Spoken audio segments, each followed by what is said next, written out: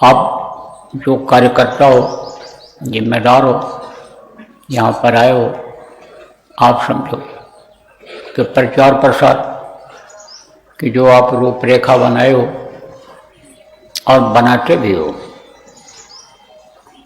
बनाओगे, तो उसमें अब एक मुख्य बात ये ध्यान भजन करने कराने पर जोर दे दो, इस पर ज़्यादा ध्यान दो, क्योंकि ये काम आपका पिछड़ रहा है।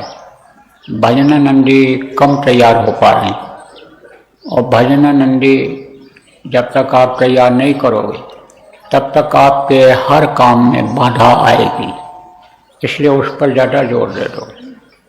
आत्माएं बहुत सी हैं, संस्कारी हैं, लेकिन उनको कोई बताने समझाने वाला, प्यार से अपने साथ लेने वाला नहीं मिल पाता है, तो वो दूसरों के साथ पड़ जाते हैं, गलत लोगों के, दुनियादारों के साथ पड़ जाते हैं, तो उससे वो भटक जाते हैं। इसलिए इस पर जोर दो, तो भटके हुए लोग भी, भटके हुए भी बच्चे ये जुड़ जाएंगे। अब ये जरूर है कि बच्चों को जोड़ने के लिए जो संस्कारी भजनानंदी बच्चे हैं उनको आप लगाओगे, तभी वो जुड़ पाएंगे। आप लोगों के, पुराने लोगों के जोड़ने से नहीं जुड़ पाएंगे। माता पिता के आदेश से भी अलग हो रहे हैं, उसके लिए सबसे पहले इनको भजनानंदी बनाना पड़ेगा। किसको? जो उनको जोड़ करके भजनानंदी बनाएंगे उनको भजनानंदी बनाओ, सत्संगियों को भजनानंदी बनाओ, भजन करने की आदत डालो, और खुद भी जो जिम्मेदार लोग हो, खुद भी उनके साथ जब बैठोगे तब ये हो पाएगा। नहीं तो लोग यही समझ लेते हैं कि मुंह से कुछ बोलते हैं, मन में कुछ रहता है और मन के हिसाब से करते हैं, तब प्रभाव आपका नहीं पड़ता है, असर आपका नहीं पड़ता है।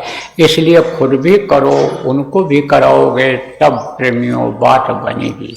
तो इसकी रूपरेखा आप बनाओ, कैसे भी बनाओ। आप साधना शिविर लगाओ, आप साधना शिविर लगाते हो, लेकिन वो कामयाब नहीं होती है।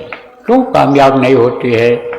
इसलिए कि जैसे आपने जिला स्तर पर शिविर लगा दिया, आपने तहसील स्तर पर लगा दिया, वहाँ लोग पहुँच नहीं पाते हैं। थोड़े ही लोग, बुड्ढे बुड्ढे ऐसे लोग पहुँच पाते हैं कि जिनका कोई काम न हो, जो बैठ भी न सकें, जो कुछ बता समझा न सकें लोगों को, वही लोग जाते हैं। जहाँ जहाँ संगतें हैं बड़े प्रदेशों में, ज़्यादा गाँव में, गाँव में, छोटे में भी, जहाँ हर गांव में साधना शिविर लगो, ऐसी कोशिश करो हर गांव में साधना शिविर हो जाए। ये व्यवस्था आप बनाओ। ये व्यवस्था कैसे बनेगी? कि जब इकाइयाँ आपकी बन जाएंगी। किस चीज़ की इकाई बन जाएगी? इकाई का मतलब क्या होता है? एक कमेटी, कई लोग उसमें हो जाएं, तो जब वो कमेटी बनेगी तो दो तरह की कमेटी बनाओ।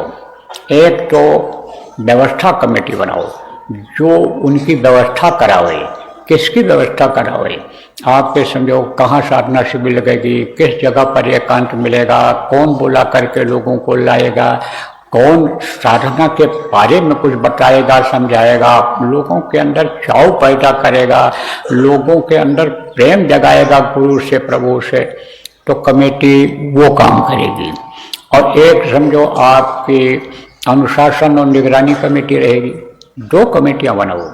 जहाँ बड़ा गांव है, जहाँ ज़्यादा लोग हैं, वहाँ 10 आदमी जोड़ दो। जहाँ आप समझो 1500 सत्संगी हैं, कोई गांव ऐसे भी हैं बड़े गांव जहाँ ज़्यादा बड़ी आबादी है, तो वहाँ 10 आदमी कर दो, 5 आदमी कर दो, नहीं 2-2 आदमी कर दो।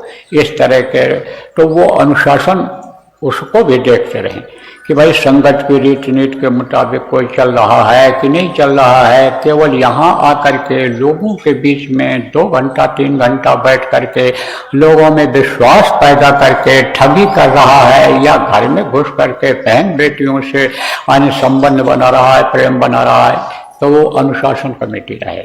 अनुशासन और निगरानी 2 कमेटियाँ बनाओ सब जगह, या गाँव स्तर की बन जाए, और आप ये समझो कि फिर उसके बाद में जिला स्तर की बन जाए, तहसील अगर ज़्यादा सत्संगी हैं तो तहसील स्तर जहाँ जहाँ जैसा है, बहुत ज़्यादा है ब्लॉक स्तर का बन जाए, ग्राम सभा स्तर का बन जाए, और नहीं तो जिला स्तर का बन जाए, प्रांत स्तर का बन जाए, केंद्र स्तर का बन जाए।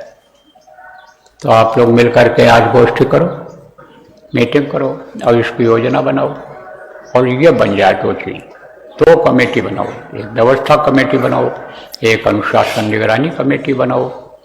उसमें जहाँ जैसी व्यवस्था है, चाहे आश्रम हो, मुख्य आश्रम उज्जैन हो, चाहे आपके और भी आश्रम हैं वहाँ हो, छोटे बड़े जैसे हैं उनकी व्यवस्था बन जाए। और ये समझो प्रांत और जिलों की ये संगठनों की प्रचार प्रसार की और जो भी काम होता है उसकी व्यवस्था बन जाए। ये काम करो, उससे आपका यानी समझो साधना शिविर भी चल जाएगा, प्रचार भी हो जाएगा, भाव भक्ति भी बढ़ जाएगी, लोगों में माहौल बदल जाएगा, बिगड़े हुए जो लड़के हैं, लोग जो बिगड़ रहे हैं उनमें भी ज्ञान हो जाएगा, वो भी सुधरेंगे। तो ये फार्मूला समझ में आ रहा है, इसको लागू करो तो गुरु महाराज की दया इसमें हो जाएगी।